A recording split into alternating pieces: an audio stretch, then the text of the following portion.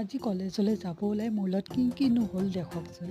এয়া প্ৰথমতে ৰাস্তা দেখিছেই নহয়, ইমান ধুনীয়া ৰাস্তা হৈ আছে বাপৰে। মেইন ৰোডেদি আহিছোঁ নে পথাৰেদি আহিছোঁ ধৰিবই নোৱাৰি।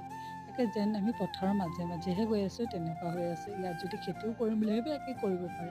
পিছে যেনে তেনে সেই ৰাস্তাদি আহিলোঁহে, এতিয়া আকৌ পুনৰ ট্ৰেফিক জাম। বহুত সময় ৰখি থকাত আমি দাদাজনক ক'লোঁ যে আমাৰ কলেজ দেৰি হ'ব, সেইবাবে আমাক ছাইড কাটি আনিলে। কিন্তু পিছে কি হ'ব, কলেজৰ অলপ আগত আছে কিন্তু এইফালে গোটেই ডাঙৰ খাল, কিনো কৰিছে নহয়। পিছে ইমান কষ্ট মেলি কৰি আহি কিন্তু ৰুম পূৰা খালী।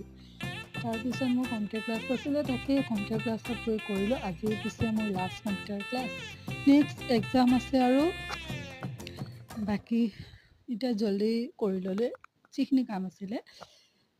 আজি মোৰ GST কৰি আছিলোঁ, বহুত ভাগৰ লাগিছে। আজি কিন্তু মজা। ফাৰ্ষ্ট দিনা আহি মোৰ অৱস্থা কাঢ়িল হৈ গৈছে।